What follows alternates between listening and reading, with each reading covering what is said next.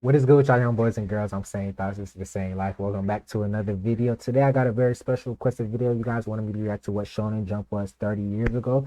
And you guys said I'm gonna figure out the correlation between Fist of the North Star and Dragon Ball because the last episode I reacted to Fist of the North Star episode 21. I'm gonna leave the link at the end of the video. If you guys haven't checked out my reaction, check that out, please. Fist of the North Star episode 21. I reacted to that and I noticed there was a lot of similarities with Fist of the North Star and Dragon Ball. I seen the teleporting and I just seen the way they was moving. It just seemed like I was watching a Dragon Ball fight. So I just was like, so y'all told me to watch this video. I'm gonna figure out why.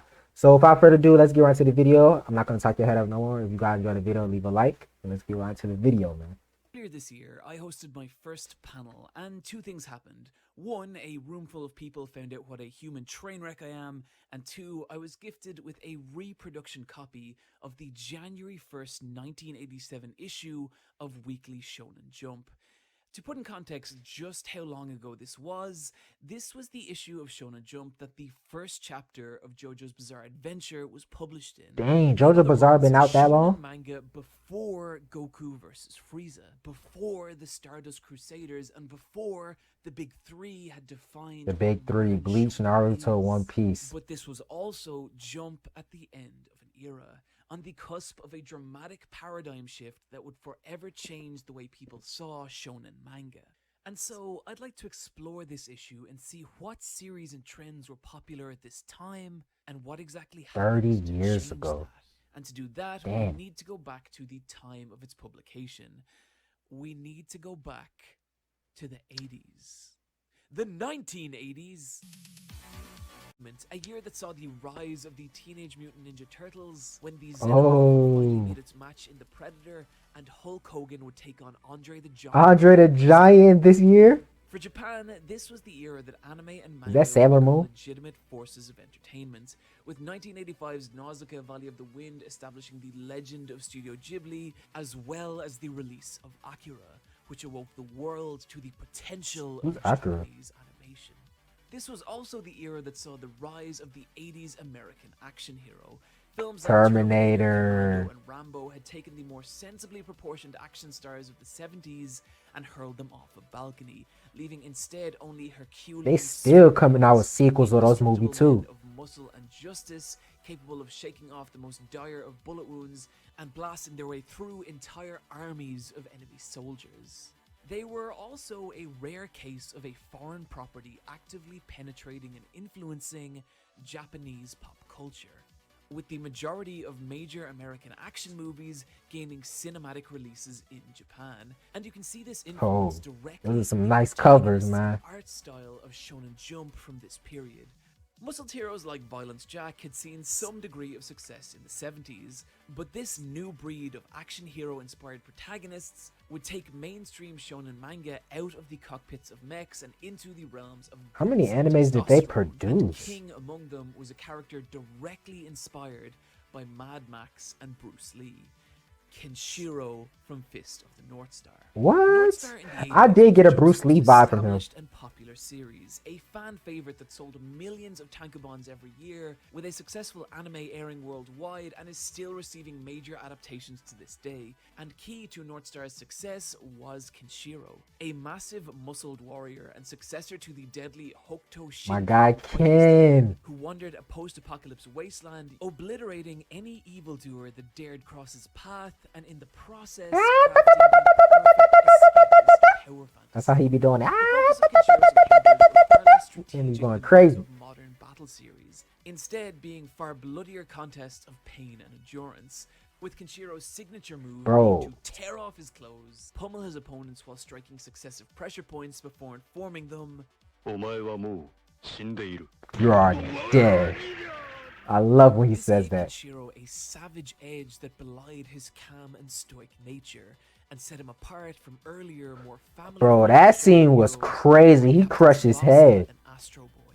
But it was this distinction that let Fist of the North Star dominate 80s Shonen Jump, constantly outselling its rivals and being treated as Jump's premier series, which led to a host of other manga trying to replicate North Star's success, with some even completely changing direction to become more like it. Is that Samurai Jack? Sakage Otakujuru, which started off life as Dude an look like oddball, Samurai tough Jack. guy gag manga, but by 1987 had transformed into a full-blown North Star clone, complete with martial arts, pressure points, and the intellectual property-shattering line, "You're late in realizing it. From the moment our fists met, you were already enchanted by the death god."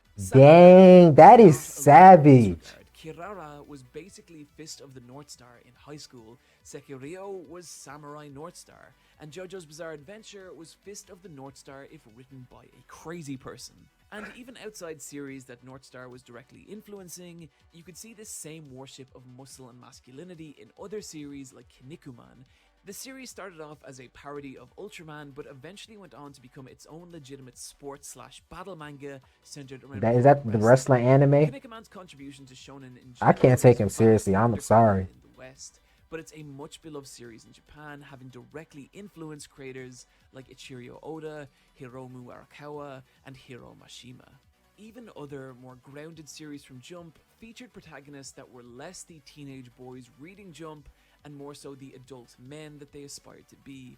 Even the massively popular sports manga Captain Tsubasa had by this point seen its soccer-loving child protagonist grow into a gargantuan, fully grown man measuring about 90 heads high. What kind of, bro, half his body's legs. An older male protagonist was the noir-esque crime drama City Hunter. Telling the City story Hunter. of a private detective and borderline sex I feel like I've offender seen this Ryusuke anime before. working the streets of a criminal-ridden 80s Tokyo. While not quite as ripped as some of his counterparts, Saiba boasted the same level of toughness and masculinity that was so prominent in this era. At one point, he even shoots through his own hand in order to catch his opponent off guard.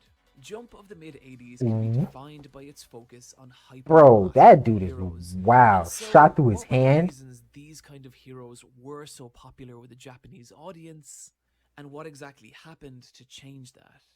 Well, I think there's two reasons this kind of character did become so popular. The first and most simple being that Jump of 1987 was nearly 20 years old. And a lot of Jump's initial audience had simply grown up and therefore would be more drawn to stories about grown men, which they'd find more relatable. Makes sense. But I think there's also a deeper, more troubling reason people wanted to believe in strong, stoic heroes like Kenshiro. He's an alpha male though. We gravitate towards that. Positive economic growth period, the increased focus on business and productivity meant that socially, things were becoming increasingly strenuous for young people, with intense pressure to get into prestigious schools and acquire jobs in well-respected companies. And the social pressure cooker this created is what's attributed to have brought about Japan's era of strange crime, which saw a massive increase of violent crime without any clear motive. Comparatively, Japan's crime rate of this era was still far lower than other countries, but the scope and bizarreness of some of these crimes shook Japan's public to its core, one such incident being the case of the monster with 21 faces.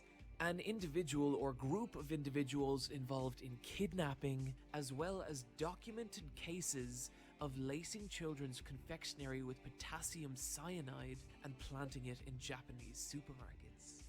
What is Zion? Is that a drug? But they would constantly goad the police, resulting in the police chief officer on the case committing suicide by self-immolation. Incidents like this made Japan of the 80s feel like a frightening place, a place where the bad guys were real and they were winning. And so it's easy to imagine readers taking comfort in the fantasy of invincible heroes like Kenshiro, who deliver swift and brutal justice to the bandits of the wastelands, restoring order to a society in chaos. By January 1st, 1987, however, the tide had begun to turn for shonen manga. For as dominant as Fist of the North Star and titles like it were, a new, entirely different type of series had risen up to challenge Kenshiro for his throne, and that series was Dragon Ball. Hey, Dragon Ball, which my dog, Dragon Ball. Some of it does bear repeating here, so apologies if you're hearing parts of this for a second time. Despite how popular Dragon Ball trying to make sure y'all this shit don't. wasn't actually hugely successful when it Mike was ain't touching my the metal part, my jacket. How different it was from the standard Jump series of the time. Hope not. Goku was by far the youngest protagonist in Jump of this era, and that combined with an extremely cute art style would have made Dragon Ball feel like a manga for babies, especially to an audience that had been weaned on the testosterone-fueled illustrations of the North Star era.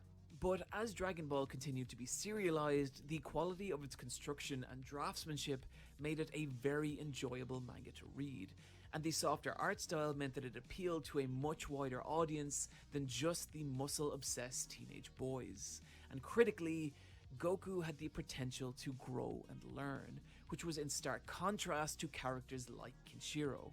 Throughout North Star, it was very rare for Kenshiro to learn new techniques or Right. increase his physical abilities. Yeah, I feel like he was already at his peak. Just existed in a constant state of badassery, which made him an ideal protagonist for a story about empowerment and escapism, but it also meant that the series wasn't left with many avenues to go down by 1987, with it concluding a year later. The generation that North Star inspired fared much the same, with most of these hyper-masculine series ending publication by 1990.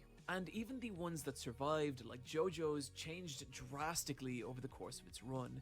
Just look at how the character design of JoJo's protagonists evolved over time, Yeah, he growing looks less and less different. muscular and more slender and effeminate.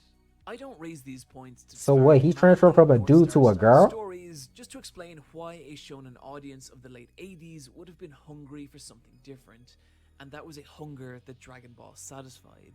Goku could and regularly did lose fights, but it didn't matter because the focus was on the development of his abilities Right. over Right. time as Facts. opposed to a Facts. stationary level of strength.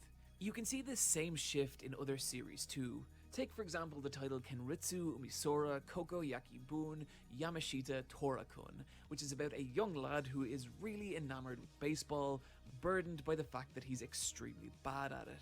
The series did exceptionally poorly in reader surveys upon its initial release, and I think again this was due to the combination of a young, underpowered main character depicted in a simpler, more rounded art style.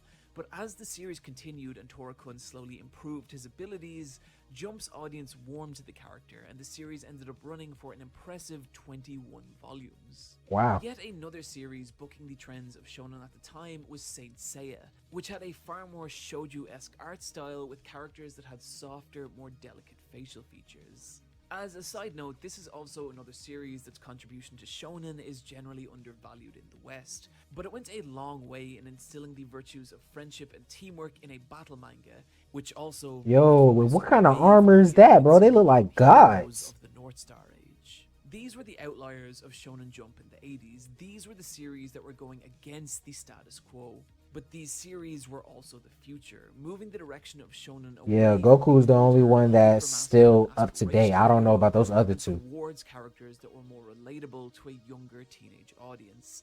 A trend that you'd see repeated by other non-Jump series that came later on in the 80s, like Ranma Half and fashionable judo girl Yuara, which both took What the could martial possibly arts the combat of Yara series like be North about? Star and spliced Her it with more daily life shoujo-esque as a elements. teenage And girl? this would continue throughout the next 3 decades, with hyper-masculine muscled heroes becoming more and more of an oddity, with only occasional throwbacks like Toriko or even adult Goku, and even all the way to current-day Jump.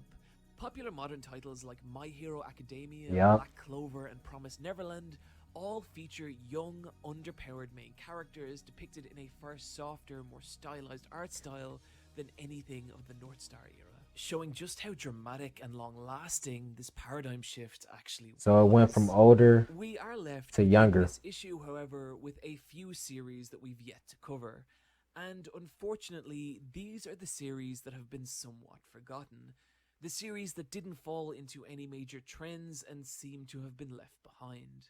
Sora no Canvas was a beautifully drawn romance manga about gymnasts in high school. Sude ni Tonshikan is a surreal Bro, I gag thought that was manga about Boma a for a group of second. teenage bandits, and High School Kinagame is another gag title about a group of misfits coming together and forming their high school's funny face club. I should add though that anything I say about these series is based purely on the single Japanese chapter published in this reproduction issue of Jump, as well as whatever snatches of information I could find from around the internet.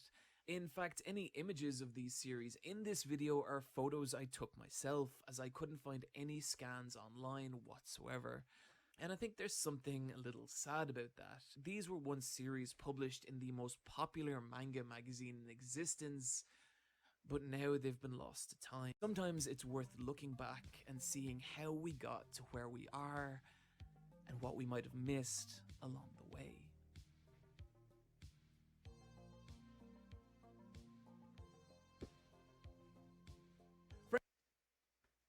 All right, man. That's the end of the video, man. This was a good video. This was a good, interesting video, man. This is how it was Shonen Jump was 30 years ago, man. I enjoyed this little tidbit, knowledgeable information video, man. I understand. I can understand the similarities, all right, because so what I'm getting from this video, this is what I took from this video, all right. How Dragon Ball is now, back then, Dragon Ball was Fist of the North Star.